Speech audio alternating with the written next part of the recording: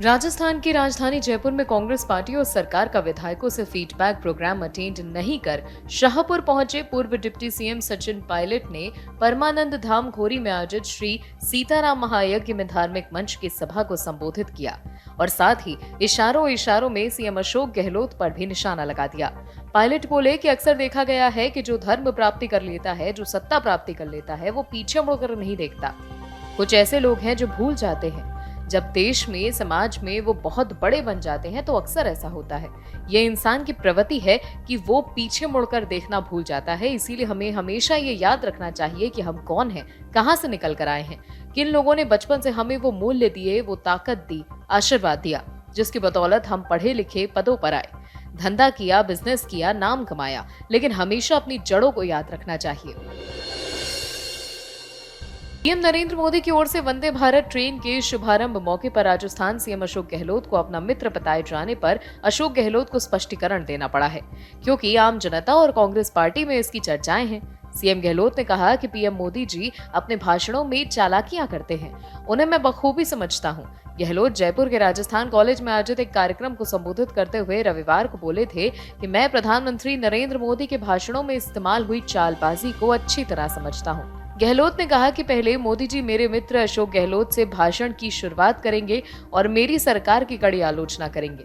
गहलोत ने कहा कि मोदी के भाषण के बाद मैंने एक ट्वीट में प्रधानमंत्री को टैग किया और कहा कि उन्होंने चुनावी भाषण दिया था। वो बोले, मैं इन सभी चालों को समझता हूं क्योंकि मैं भी लंबे वक्त से राजनीति कर रहा हूं। भरतपुर में अब कोरोना ने अपने पैर पसारने शुरू कर दिए हैं। रविवार को जिले में सबसे ज्यादा कोरोना के मामले सामने आए थे, जिसके बाद एक्टिव केसों की संख्या बढ़कर के 62 हो गई है। कोई भी कोरोना का मरीज रिकवर नहीं हुआ है। इनमें से सेवर तहसील में 1, कुम्हेर में 2, डीग में 8, भुसावर में 1, बयाना में 31, भरतपुर शहर में 9 मामले सामने आए हैं। इसके अलावा कामानगर, नदबई और रूपवास में कोई कोरोना का मरीज सामने नहीं आया है। सबसे ज्यादा मामले बयाना से सामने आए हैं। कुल जिले में 52 केसेस सामने आए हैं। अब जिले में कोरोना के मरीजों की संख्या बढ़कर के 62 हो गई है। कोरोना के बढ़ते हुए केसेस को देख करके लोगों को कोविड की गाइडलाइंस पालन करने के लिए कहा जा रहा है।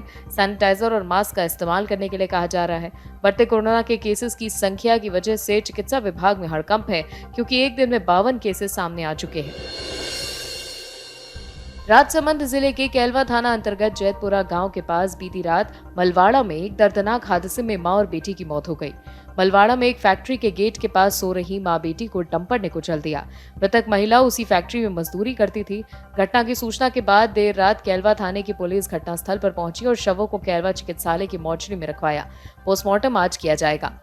जानकारी के हिसाब से आपको बता दें कि मामला राजसमंद जिले के कैलवा थाना अंतर्गत जैतपुरा गांव के पास मलवाड़ा का है। यहाँ फेल्सफॉर मिनरल से भरे डंपर ने जेके मिनकेन फैक्ट्री के गेट पर सो रही एक महिला मोहिनी देवी और उसकी मासूम बच्ची जो कि 8 साल की थी उसको कुचल दिया।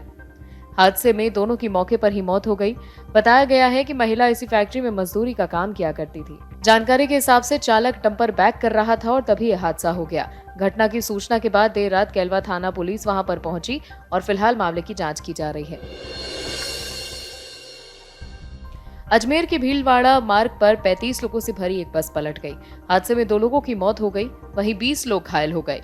घायलों को केकड़ी अस्पताल पहुंचाया गया, जहां से हालत गंभीर होने की वजह से 5 को जवाहरलाल नेहरू अस्पताल रेफर किया गया है। जानकारी के मुताबिक सोमवार सुबह कादेड़ा से एक बस रवाना हुई थी, जिसकी ये दुर्घटना हुई। इसमें लगभग 20 लोग घायल हैं। हादसे के बाद मौके पर अफरा तफरी मच गई। लोगों ने प्राइवेट वाहनों से घायलों को अस्पताल पहुंचाया। बस में सवार ज्यादातर लोग रोज अप डाउन करने वाले थे। उसमें से स्कूल कॉलेज के बच्चे, सरकारी कर्मचारी और मजदूर शामिल हैं। फिलहाल सभी का इलाज चल रहा है। तो ये थी आज की राजस्थान की बड़ी खबरें। इसी तरह की और बड़ी खबरों के लिए बने रहिए अमर उजाला राजस्थान के साथ। डाउनलोड करें अमर उजाला ऐप और पाएं खबरें लगातार।